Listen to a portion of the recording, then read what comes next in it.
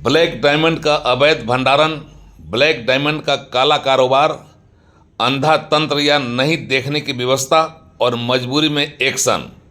यह एक साथ दिखा कोयले के खिलाफ चलाए गए अभियान में। ब्लैक डायमंड के गोरख धंधे के खिलाफ अभियान में एक साथ दिखा तंत्र की बेरुखी, तंत्र का अंधापन और कोयले के अवैध कारोबार का फलता फूलता बाजार। बोकारो जिले में ऐसा ही दिखा और एक साथ दिखा। कोयले के अवैध कारोबार के खिलाफ अभियान बोकारो जिला खनन कार्यालय की ओर से उपायुक्त के आदेश पर चलाया गया और कथारा क्षेत्र के बांध सामुदायिक भवन के पास बड़े पैमाने पर कोयले का अवैध स्टॉक जब्त किया गया। खनन विभाग के निरीक्षक को कोई सूचना लगी, फिर उन्होंने इस स्टॉक और काले कारोबार से अनजान कथारा पुलिस को इसकी सूचना दी और उसकी मदद लेकर बांध सामुदायिक भवन के सामने पहुंची खनन विभाग की टीम ने वहां पर कोयले के बनाए गए अवैध स्टॉक को जब्त कर सीसीएल को लगने वाली लाखों की चपत से बचा लिया।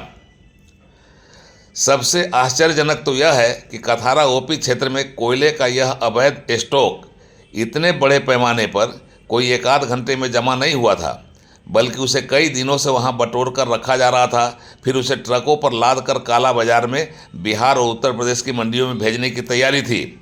इसी तरह के अवैध कोयले से बिहार, उत्तर प्रदेश के साथ साथ पंजाब की कई मंडियां गुलजार हो रही हैं। यह अलग बात है कि कोयला तस्करों की वजह से सीसीएल और सरकारी कोयला कंपनियों को भारी नुकसान हो रहा है, लेकिन सीसीएल को नुकसान देकर अपनी झोली भरने में लगे कोयला तस्करों को तंत्र के अंधेपन का या फिर ब्लैक डायमंड के ब्लैक कारोबार, गोरख धंधा की ओर नज़र नहीं फेरने के एवज में मिलने वाला मोटा माल तंत्र को इस ओर नहीं देखने के लिए विवश करता रहा है और प्रत्यक्ष और अप्रत्यक्ष तौर से इस सिंडिकेट को अपना सहयोग देता रहा है, जिसकी वजह से सीसीएल के खदान लूटे जा रहे हैं, राष्ट्र को क्षति पहुंच रही है और राष्ट्र की संपत्ति जिससे देश को आर्थिक औद्योगिक प्रगति मिल सकती थी, वह काला बाजार में जाकर एक खास सिंडिकेट विशेष को फायदे में डाल रहा है। कोयले की तस्करी में संलिप्त यह सिंडिकेट सीसीएल के भ्रष्ट अधिकारियों और पुलिस के अंधेपन का लाभ लेकर खुद बल्ले बल्ले कर रहा है, लेकिन कभी मजबूरी भी होती है जब संरक्षण देने वाले अंधे तंत्र को भी सिंडिकेट के खिलाफ एक्शन में उतरने की अनचाही मजबूरी से जूझना पड़ता है। कथारा के बांध सामुदायिक भवन के सामने खनन निरीक्षक सीताराम टुंडरिक के अभियान के दौरान कथारा पुलिस भी आई और उसे यहाँ कोयले का अवैध भंडारण देखकर संभवतः मन ही मन जरूर इसका अफसोस होगा कि जिला मुख्यालय में बैठे हुए 50-60 किलोमीटर दूर अधिकारी को यहाँ पर अवैध खनन की जानकारी मिलती है, अवैध स्टॉक की जानकारी मिलती है और उसकी आंखों के सामने ही कोयले की ढुलाई, कोयले का अवैध स्टॉक और कोयले का काला बाजार चल रहा है और इससे वह अनजान है।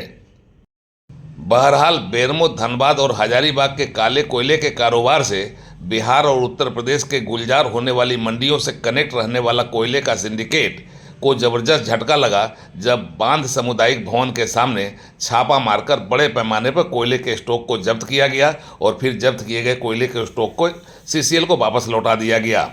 खनन विभाग की टीम के सामने पुलिस को भी अपने क्षेत्र में कोयले के अवैध कारोबार को देखने का अवसर मिला। वह भी इसे देखने की मजबूरी में फंस गई और न केवल देखने की उसे मजबूरी हुई बल्कि उसे सिंडिकेट के खिलाफ एक्शन पर भी उतरना पड़ा, जिसकी कारगुजारियों को पुलिस देखने की बजाय अंधा बनी हुई थी।